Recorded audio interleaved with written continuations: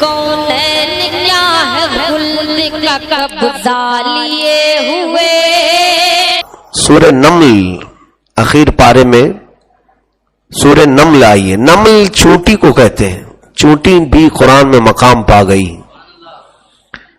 وہ چونٹی حضرت سلیمان علیہ السلام کے زمانے کی. اب حضرت سلیمان علیہ السلام کا تذکرہ تفصیل سے اس سورہ میں آیا ہے.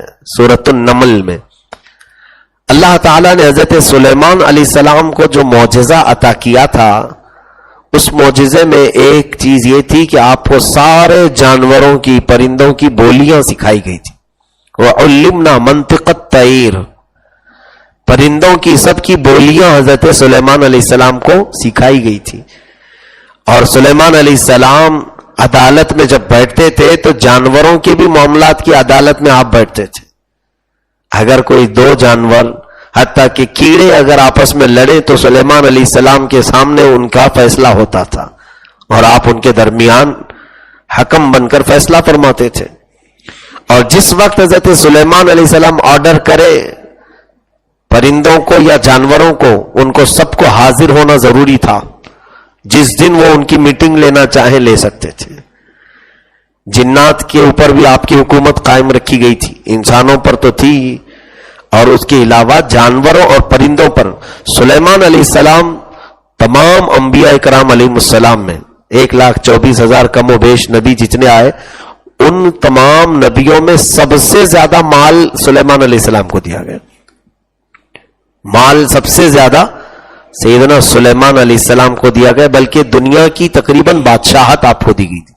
تقریباً دنیا کی بادشاہت.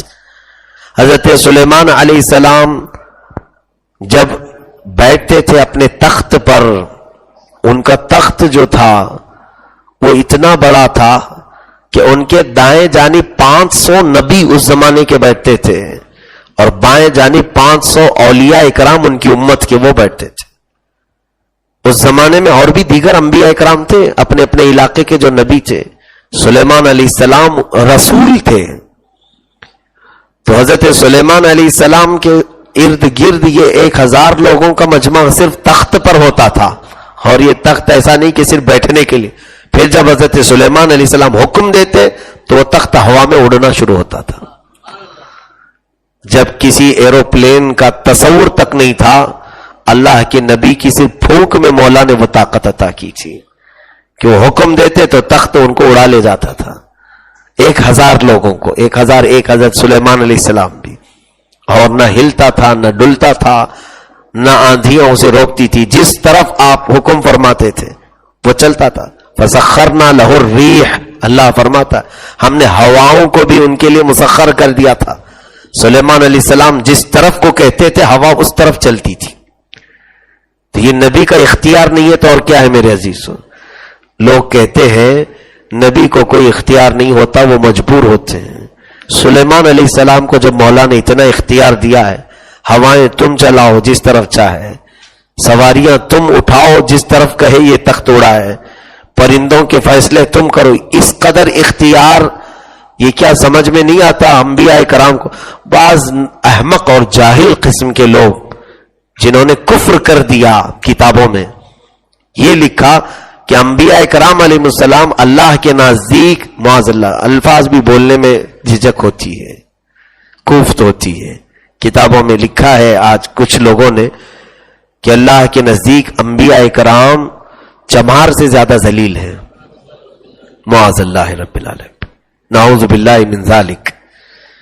اللہ تبارک و تعالی ان کے مقامات کی بلندی قرآن میں بیان فرما رہا ہے. ان کو فضیلت کے طور پر مولا نے فرمایا تلک الرسول فضلنا بعضهم علی بعض، یہ وہ رسول ہیں جن کو ہم نے بعض پر بعض کو فضیلت دی ہے. کہیں اللہ تعالیٰ نے ان کے کسی عیب کا ذکر فرمایا قرآن پاک میں؟ تو لاؤ دکھاؤ. یہ سب گمراہیاں ہیں میرے عزیزوں. اسی لیے علماء اہل سنت و جماعت اپنی قوم کو بچاتے رہتے ہیں، ڈراتے رہتے ہیں کہ صرف مکھوٹے مت دیکھنا، صرف چہرے اور لباس دیکھ کر کے یہ مت سمجھ لینا کہ سارا اسلام وہی ہے. جب پردہ اٹھا کر کے دیکھو گے تو بہت سڑی ہوئی بدبو کتابوں سے نکلتی نظر آئے گی. ایمان کی حفاظت ضروری ہے. بہرحال سلیمان علیہ السلام کو اللہ نے اتنے اختیارات عطا کیے تھے. ان کا تخت جہاں آپ فرماتے تھے اڑتا تھا, جاتا تھا. ایک مرتبہ سیدنا سلیمان علیہ السلام اور ان کی تمام فوج ساتھ میں نکلی. آپ کے ہمراہی جو تھے وہ لوگ نکل کر کے جا رہے تھے تو بیچ راستے میں ایک معاملہ پیش آیا جس کا ذکر قرآن میں آیا ہے. چونٹیوں کی ایک وادی تھی جہاں بہت زیادہ کثرت سے چونٹیاں رہتی ہوں گی. وہاں چونٹیوں کی ایک وادی تھی. اس وادی سے حضرت سلیمان علیہ السلام کا گزر ہونا تھا. تو ابھی سلیمان علیہ السلام آئے بھی نہیں تھے. اس جگہ پر, اس وادی پر ایک چونٹی جو ہے اس میں سے بول پڑی, قالت نملۃ یا ایھا النمل ادخلوا مساکنکم لا یحطمنکم سلیمان وجنودہ وہم لا یشعرون. جو ان چونٹیوں میں رانی چونٹی ہوگی یا بڑی چونٹی ہوگی ان کی, اس چونٹی نے اپنی باقی سب ہمراہیوں کو, اپنے ماتحت چونٹیوں کو پکار کر کے کہا, اے چونٹیوں جلدی جلدی اپنے گھروں میں داخل ہو جاؤ. ادخلوا مساکنکم, اپنے سوراخوں میں چلے جاؤ. اس لیے کہ سلیمان علیہ السلام اور ان کے لشکری آ رہے ہیں, کہیں نہ جانتے ہوئے نہ دیکھتے ہوئے وہ تمہیں روند نہ دیں, پیروں سے روند کر کے نہ چلے جائیں. چونٹی ظاہر سی بات ہے وہ پیر میں آئے گی تو کون دیکھتا ہے, روند کے چلا ہی جاتا ہے. ایک بڑی فوج سلیمان علیہ السلام کے ساتھ آ رہی. اب اللہ ہی بہتر جانے کہ یہ تذکرہ آیا کیوں قرآن پاک میں. ہو سکتا ہے دنیا کی بہت ساری چونٹیاں بولتی ہوں گی, لیکن ایک چونٹی کا ذکر تو قرآن میں آیا کہ وہ چونٹی کہہ رہی ہے, اے باقی چونٹیوں چلو جلدی سے اپنے اپنے سوراخوں میں داخل ہو. پورے لفظ میں بتا رہا ہوں آپ کو قرآن پاک میں اسی طرح سے آئے, ادخلوا مساکنکم, چونٹی کہہ رہی ہے اندر چلو. سلیمان اور ان کے لشکری کہیں انجانے میں تمہیں روند نہ دیں. اب دوسری آیت اس کے جسٹ بعد جو ہے رب تعالیٰ فرماتا ہے فَتَبَسَّمَ ضَاحِكًا مِّن قَوْلِهَا. حضرت سلیمان علیہ السلام ابھی اس چونٹیوں کی وادی تک پہنچے نہیں تھے. تفسیر میں لکھا گیا ہے تقریباً ابھی 3 میل دور سے. کتنے؟ 3 میل دور کا مطلب ہوتا ہے تقریباً 4.5 کلومیٹر. حضرت سلیمان علیہ السلام کیا کرتے ہیں, وہ چونٹی نے کہا دوسری چونٹیوں کو سب اندر جاؤ. تو حضرت سلیمان علیہ السلام اپنے لشکریوں کے ساتھ چلتے چلتے کیا کر رہے ہیں, فَتَبَسَّمَ ضَاحِكًا مِّن قَوْلِهَا. اس چونٹی کی بات پر حضرت سلیمان علیہ السلام مسکرا دی. سلیمان علیہ السلام کیا کیے, مسکرائے. اور یہ ذکر ہے تبسم کہتے مسکرانا. حضرت سلیمان علیہ السلام مسکرائے, اس کا ذکر ہے. اب ذرا کاؤنٹ کر کے دیکھو یہ ڈسٹینس کتنا ہے اور کون پکار رہا ہے. ہائے, یہاں عقل والوں کا کام ہے, بے عقلوں کا کام نہیں. ایک طرف اللہ کے نبی سلیمان علیہ السلام بنی اسرائیل کے نبی, دوسری طرف بات کرنے والی مخلوق نہ جن ہے نہ انسان ہے نہ فرشتہ, بلکہ کیا ہے چھوٹی سی ایک چونٹی.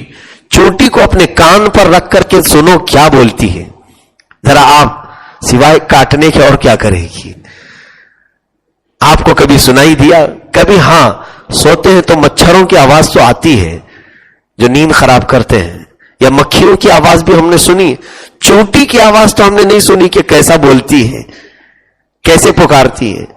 واللہ عالم, میں نے تو اب تک نہیں سنا. آپ میں سے کسی نے سنا ہے تو ہمیں بتا دیں, اطلاع کریں کہ چونٹی کی آواز ایسی ہوتی ہے, یا کسی مشین میں رکھ کر کے دکھائیں کہ اس کی آواز سن کر کے دکھائیں. خیر اگر سن بھی لیا آپ نے مشینوں سے, یہاں قرآن میں جہاں سے حضرت سلیمان نے سنا تھا وہ تو 4.5 کلومیٹر دور تھی. 3 میل دور سے وہ چونٹی پکار کر کے اپنی آپس کی چونٹیوں سے کہہ رہی ہے اندر چلو, اور سلیمان علیہ السلام وہاں سے سن رہے ہیں. تو ایک چونٹی کی آواز وہ اللہ کا نبی سنتا ہے تو امتی کی آواز رسول کیوں نہیں سنتے.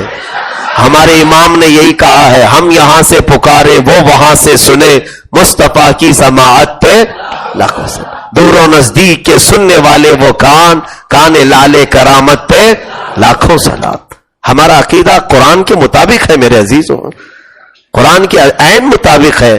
جب اللہ کے ایک نبی وہ بنی اسرائیل کے چونٹی کی پکار کو سن سکتے ہیں, مدینے کے تاجدار ہندوستان سے ہماری فریاد کیوں نہیں سنتے؟ سنیں گے, ضرور سنیں گے. یہ قرآن پاک کی شاہد آیت ہے، دلیل ہے.